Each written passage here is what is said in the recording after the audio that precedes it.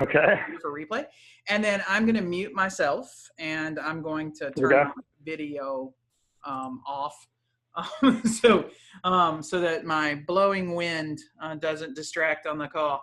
And then I'm going to turn it all over to you. So it is ready to go for you, sir. All right. So stay at the ready just in case you want to chime in, please. Absolutely. Okay. So that's quite a handoff there, having a dog biting a dummy as far as the last thing that Chris had said. So we'll go ahead and we'll take it from there. Good morning and good afternoon to everybody.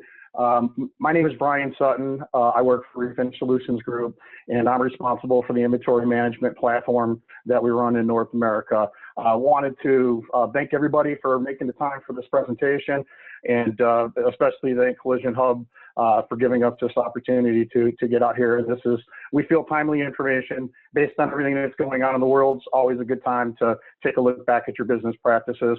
So this was just something that we wanted to throw out there to see if this is information that might be beneficial to you.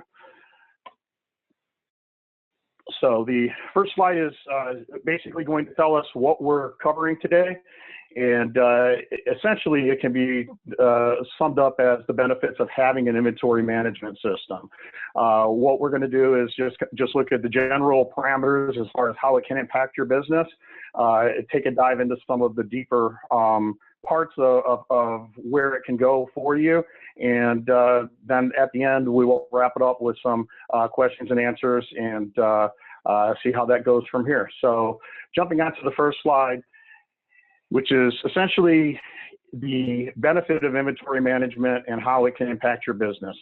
Naturally, a lot of this is going to be common sense, but it's always worth reviewing in its totality. So you can see that the benefit of having an inventory management system in place is you will have the benefit of knowing what is on your shelf at all times. Any system that you use, it should provide you with the visibility to where you can see your inventory levels. In addition to that, because you are keeping records of everything that is coming in from the purchasing standpoint, as well as everything that is being consumed on the technician side of it, you're, just by virtue of that activity, are going to create some nice reports as far as material usage that you can track. The next two bullet points are kind of the same thing, which is reducing SKUs and also ensuring that only product that's approved is stocked. And the reason that this is important is when you look at what makes a shop successful, one of the very first steps, I believe, that needs to be taken is to establish some type of approved product list. And when a shop has an inventory management system in place, it does restrict the ordering ability to where you can tighten up. If it's not in the program, then it really can't be ordered unless somebody decides to go outside of the system, and those are usually pretty rare instances. So if a shop is looking to enforce some type of approved product list and just make sure that what's on the shelf matches what is needed for a given repair, then the inventory management system is invaluable in accomplishing that goal. And then the next slide, we're going to touch on a little bit more gaining efficiencies in the ordering process. So this is what it looks like if we put an inventory management system into your shop as far as the ordering side of it goes. Every shop is set up different, and quite honestly, there's not really a right or a wrong way to do your ordering. It all comes down to just having some type of an agreement with your supplier as far as who's responsible and what the timing is going to look like. And once all of that is figured out, then you go about the business of determining what your minimums are going to be, essentially how much you want to keep of each given product in stock at any given time. We'll kind of talk about the mechanics a little bit later, but the ability to streamline the ordering process can be somewhat summed up as like an Amazon experience. You can create a shopping basket that you can build orders as you go. You can just do it a one-off based on what's needed at the time. Another nice feature, if you are using an inventory management system, is you now have the ability to send orders into the supplier electronically. And believe me, that is a huge benefit, not only on your side for the shop, but also on the distributor side, because it eliminates a lot of miscommunication. It's just a much more efficient way of doing business. You also have the ability to track orders that are in process, and because everything is electronic, then it does maintain a log of previous orders, and so that gives you some good review. So, Kristen, anything that I touched so far spark a comment from you? Well, yeah, I got a lot of comments, but so Okay. Inventory management is one of the, and the reason why I asked, you guys and to kind of put this on and cover this is when I go in and do shop audits, it's one of the number one forms of leakage we find. Sure, we can find ways for you to make more money in estimating, but one of the things that we want to do is find ways for you to not lose as much money through unneeded products on shelving and over ordering and stockpiling and hoarding and all that. So you're right on track to what we do when we do an audit. So. Okay. Yeah, and business practices are business practices. So there's probably, a common thread among all of these types of things. So it's good to hear that this lines up with kind of how you go to market. So the next slide is going to talk about, this is actually a very interesting topic, and it's one that every shop holds near and dear to their heart, which is the ability to create invoices and bill insurance companies for recoverables. And just as a disclaimer, I'm going to throw it out there that our program does offer the ability to generate invoices, as you can see demonstrated on the screen, but it's not the only way to get an invoice. There's a number of dedicated invoice creation tools that are out there. Essentially, any clip manufacturer has theirs that are available, as well as any two-part adhesive manufacturer. They're going to have them available as well. So if you're only interested in just creating invoices and billing insurance companies, and you're not really interested in the whole inventory management piece for your shop, just know that there's other less, robust opportunities for you to still get to the point. Even if you decide that an inventory management system is not right for your shop, you should be using something to help recover for these materials. And not going to get off into the weeds as far as what you can and can't bill for. That would be an entirely different session. But just to touch on the capabilities that I'm aware of for the software that's out there, you do have the ability to where you can create some invoices, and as long as you have everything in place, it normally checks that box. So if you're successful in doing this, then naturally you're going to increase profits on every repair order. We do have the ability for a customized logo. A very important thing is the program that I'm most familiar with does allow markup. You can set it a couple different ways, and then you can also customize the billing increments. What we found is that a lot of times insurance companies are more comfortable if they see things along the line of billing for a foot or billing for a quarter of a tube, or just things like that, to where they can feel comfortable that the shop is billing for the correct amount for that given repair. So Kristen, I know this was a popular topic for you, so I'm going to ask you to chime in on this. Yeah, so the key thing here is I think a lot of shops don't truly understand what you're actually using these days when it comes to repairing the cars. So if I go back to where I was, I was a teenager fixing cars in the 80s, there may be about 3 or 4 things that I used, and I used it on every car that came in. And so material usage on the shop side wasn't necessarily that big a deal. So if we looked at, a typical materials formula that paid off the refinishing hours on the estimate back then, we did okay. But that's just not the case now. And so as we move forward, there are a lot of specific things that will go to the car that are beyond like masking tape and paper and some of those things.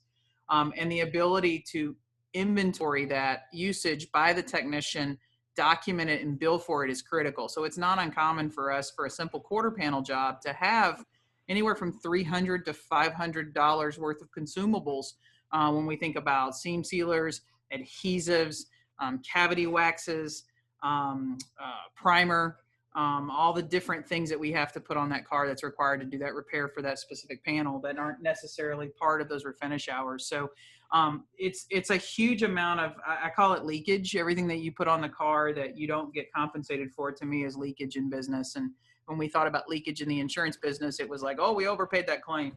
But in the collision repair business, you guys are so undercompensated for a lot of the consumables that you're putting on cars. So this is huge.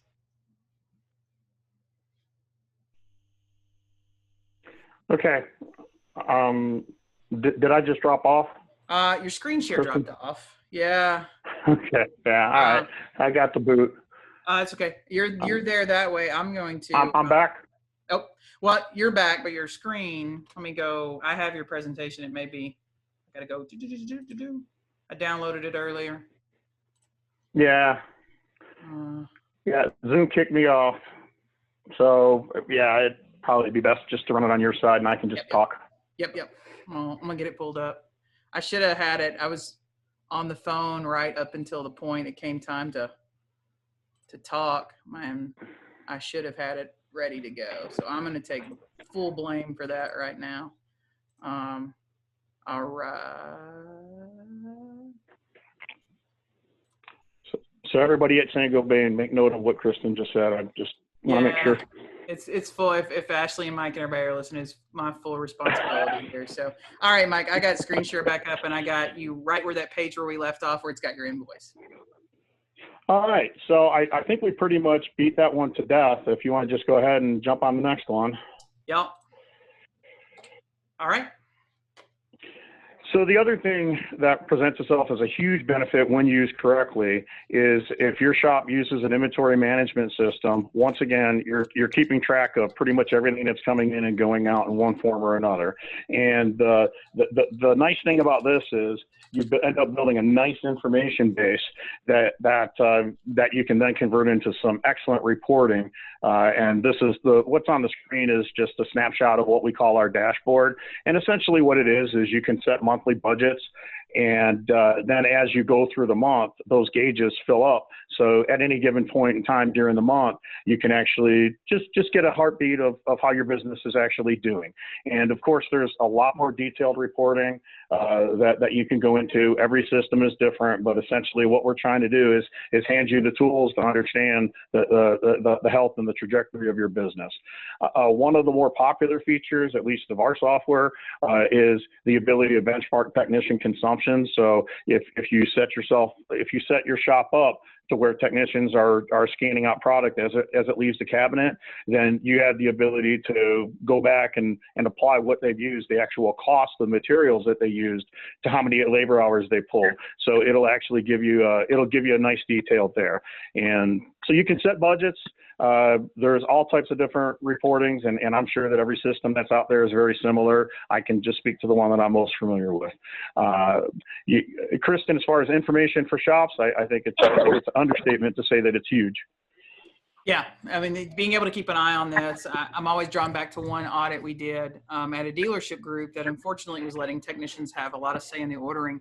But they had so much money just sitting around wrapped up in materials that weren't even getting used. And so to be able to look at this, know what's checked out, know what you're purchasing, being able to keep track of those numbers and see it in this dashboard format, it's a lot of money. And right now, I think cash flow is so huge. And if we walk around the shop and I start opening technicians' toolboxes and looking at what all they've squirreled away, that was liquid that I should have had right now. Yeah, excellent point.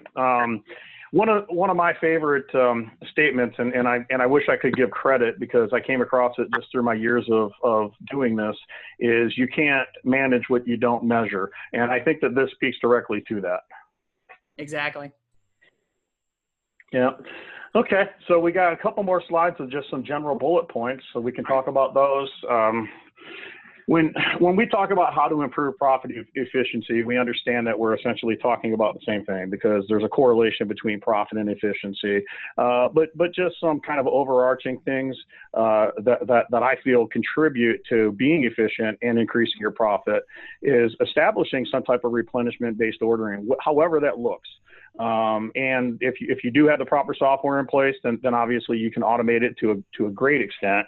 And so that's one of the bullet points that I would definitely throw out there as just a way to make it work better for you. I put up cloud-based software as a talking point. That is one of the many different ways that you can go about managing your inventory. That seems to be rather in vogue just because of the benefits that come with having things based on the cloud. And so that you'll probably, if you investigate inventory management systems, you'll see that the majority of them kind of go in that direction. And then the other thing is you can create a material monthly benchmark as far as just knowing what your spends are. And that's something that you're probably keeping an eye on anyway. It's always just something good to just understand that what your sales are out the door versus what you're spending in materials. I'm sure that's a number that you're tracking, and that if you're not, then obviously you should be. The final takeaway slide is next, Krista. As I reached for my mouse and nothing happened. So the takeaway tips are, and I think I touched on this earlier, is establish an order pattern. Just you work with your supplier, understand in what makes sense. And like I said, there's not a right way or a wrong way to do this. There's some shops that like to write their own orders. There's some shops that would just prefer to have their distributor come in and write the orders. Once a week sometimes works. Sometimes it needs to be twice a week or maybe even once a day, depending on the situation. But whatever it is, establish an order pattern, and that way you can have the predictability to kind of settle into a workable system.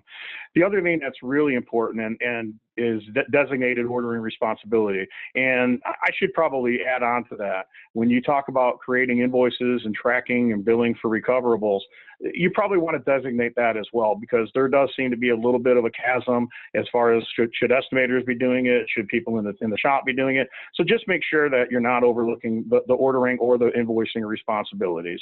So those are all things that you want to take a good hard look at and just have in place. And then the final bullet point, and it's kind of the one that we build our premise on, and it is very difficult to manage inventory if it's not organized. So our very first step when we go into a shop is we spend a lot of time making sure that what's in the shop needs to be there, and if it doesn't, then it goes away. And then the stuff that does need to be there, we take time to organize it, properly label it, because really what it comes down to is efficiency. And if you have technicians that are wandering the shop trying to find a cutoff blade, then naturally they're not fixing cars at that moment. So organizing and labeling material storage is key, I think, to having a good system in place to manage inventory. So any thoughts on the last two slides, Kristen? You're on track. We are okay. cooking along here. Good. So that's pretty much the end of the informational part of the presentation. I did want to let you know, we do offer through RSG, we do offer our own cloud-based inventory management system, and some of the features are listed on the screen for you. Most importantly, and the call to action is this: if this is something that you think is right for your shop, then there's an email address that you could reach out to. The other thing that I would suggest is if you think that inventory management is right for your shop, have a conversation with your supplier, because depending on who you buy from, that they may want to take you in a different direction, and that's fine. You just make sure that that what you get offers the features that you're looking for. So with that, I think we could open it up for questions. All right. A couple things that I always like to tag on to the end when we have this conversation.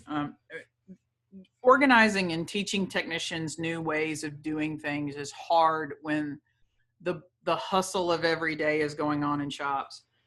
Getting organized, cleaning, 5S'ing your workspace in a way right now is probably one of the things we actually have the time to do. I mean, I'm in the process of reorganizing and cleaning and sweeping and painting and doing everything out in our shop right now because I've got the time to do it. But I can't stress to you enough how much having organization and control over your inventory is critical to your success. So there's a couple things in play here. One, technicians should never have anything in their drawers. Technicians should not have a private stockpile of anything. They should never have anything in the bottom of their toolbox. They don't get to decide product usage and how to keep it. So when I go around and do audits, I'm pulling stuff out that's outdated. They've had it in there too long, and it's just money that you just set on fire because you put it in there. Inventory management control is a great QC process for collision repairers. If you have control of a cabinet and you have someone that's in control of verifying that you have the correct materials on hand and that you're checking out the appropriate materials, you're also ensuring that the right products are going on the car. So that prevents me from making a decision as a technician. I know it calls for this product, but I don't have that one, so I'm going to use this one, and maybe not following through with the OE. So there's a lot of quality control there too, just in cost control, because obviously anytime you start locking stuff up, it's amazing how much less people start using. And that works out really well in your favor.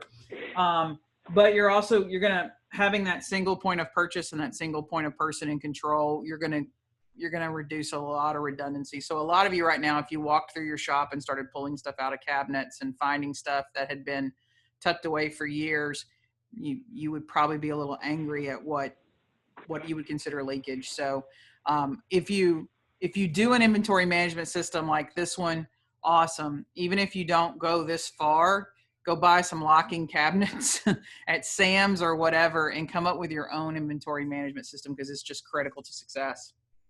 So a couple questions coming in. You can't manage what you don't measure. Yeah, and I'm just constantly amazed at, I mean, our family body shop was small. It was like my dad, my brother, me, and one body man. I mean, so it was just us.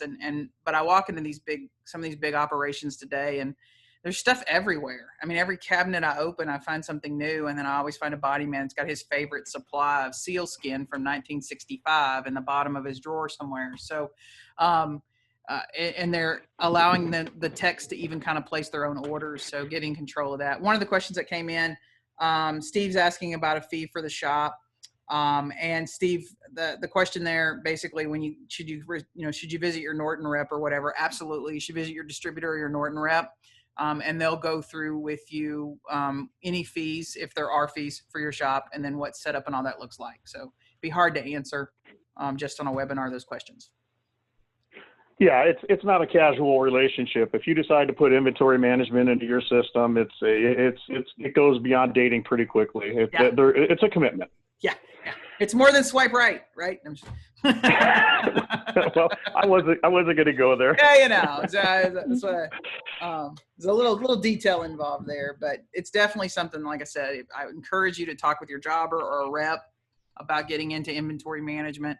But there are some cleanups that have to happen first, and most of your reps are going to come in, look at your shop, and go, "Are you willing to go this far? Because we've got to take stuff from people. We've got to clean house. We've got to get you clean and organized before we can just throw a cabinet in and you can suddenly start ordering material through a wand." Yeah, and going back to what you mentioned earlier, as far as just resistance to change, I think that highlights the point that you really need to have management buy-in at all levels. Otherwise, this thing just doesn't work. Yeah, and it's huge. I've watched shops. I will say I've watched some shops implement it. We did it with a little small MSO, 3 stores, and just on the initial walkthroughs from each shop, there was $3,000 of waste in each shop, and then putting in just-in-time ordering. It's implemented with blueprinting as well. So there's some consumables. You're going to come up with your approved consumable list of whatever, masking tape and car cover and sandpaper and all that stuff you want to use. Those are your average consumables and aren't necessarily RO specific.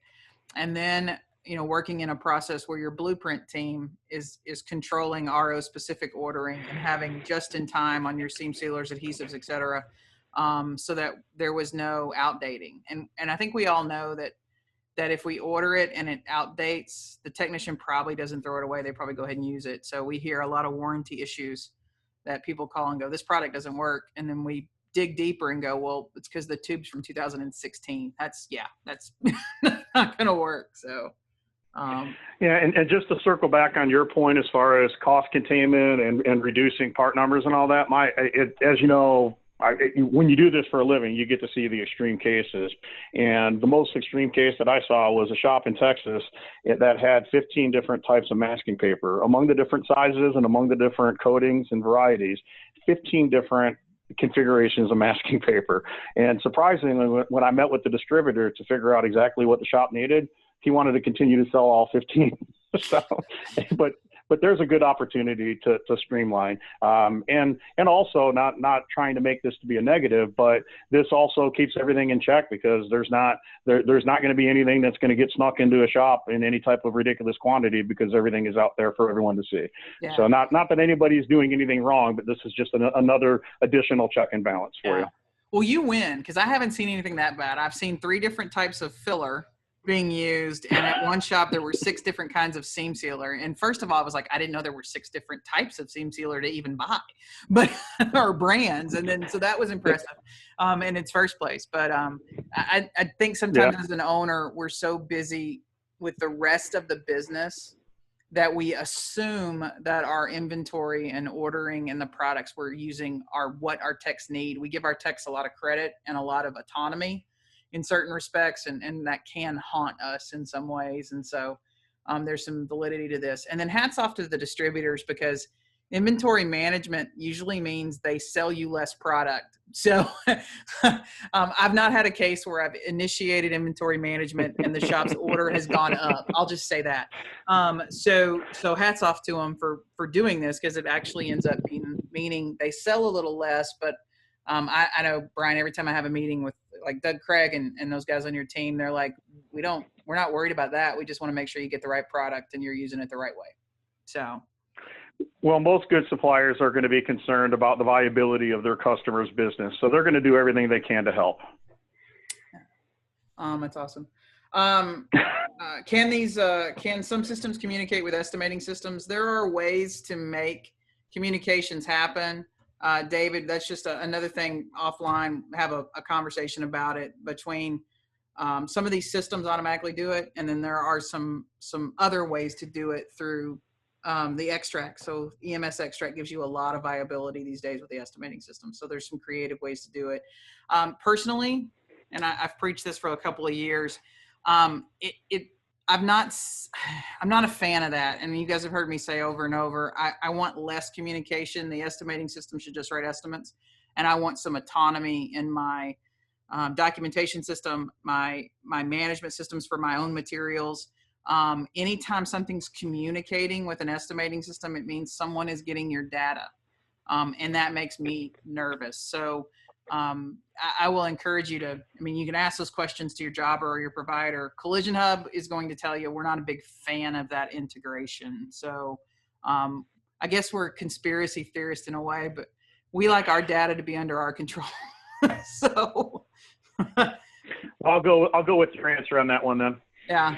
So you can disagree with me, but I mean, just no, I totally agree, and I hold the same opinion that you do. I mean, there's a security, and there's also, I think, a little bit higher expectations when things integrate, and the more that they do it, the more that there is to go wrong. So I think if you're looking at just creating invoices, if you're looking to just collect from insurance companies, you don't really need something that integrates with your estimating software, because there's not a lot of information that you need to provide to collect on that money.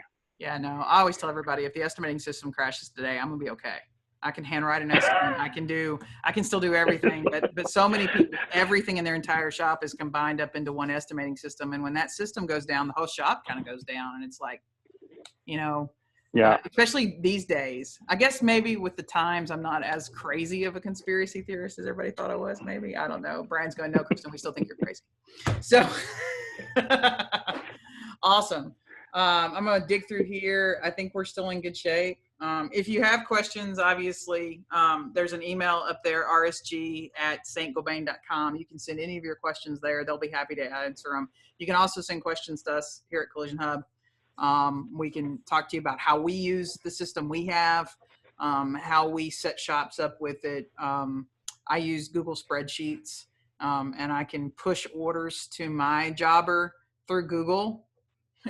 And do a lot of just-in-time ordering that way. And so there's a lot of tricks there. But Brian, I appreciate it. And absolutely. So when we can stop this recording here, I'm going to hit stop share so everybody can see us for a change, right? Excuse me. Obviously, this recording, along with the one this morning, goes up to the YouTube page for replay. So this presentation will be available for replay within about an hour. There are now 11 previous webinars up there for replay. So you can jump over there and watch all the ones that have happened from this week. Next week is jam-packed as well. And so here's what we're changing. Just want you guys to know what's going to be changing here real quick. Obviously, we talked a little bit yesterday about emails. There's a little over 1,000 shops right now that have registered, and sending those out personally from my email. Some of that's getting caught up in your spam folders. So we are now putting all the webinars on the Collision Hub website. So just collisionhub.com/events. And you'll see an event calendar. It'll list all the webinars, and you're going to be able to go in there and just click it and get the logon information and everything you need. So that it'll be a little bit more streamlined. And an unorganization won't cause anybody to miss anything. So 4, 6, 8, 10, 11. So next week we kick off with 11 more webinars. So it's going to be another jam-packed week covering everything from cleaning your paint guns and how to maintain them, and is now a great time to take them apart and really do a deep clean on those. Check for any damaged parts. We're going to be talking about some more technical, some more estimating. There's just a whole lot of things coming up, so you don't want to miss it. And then a real quick shout out, thanks to RSG for being one of the sponsors of this and helping getting all this content out there. We're so glad that you guys are joining us, and we've got a lot of RSG content coming your way from Norton and from the Fuser guys. So we're going to be covering all those technical things as well. Doug Craig and Dennis are going to get back up here with us. So it's always a good day. Jason will tell you, anytime we get Doug Craig on, we never know what's going to happen, do we, Jason? Jason doesn't even want to answer. I don't think Doug knows half. I don't know what Doug knows half. I don't think he knows what's going to happen half the time. Yeah, it's going to be a good time. So, all right, well, we will see everybody Monday back with some more education and training. And if you need anything from us, well, then you can always reach us on the website. Thanks, guys.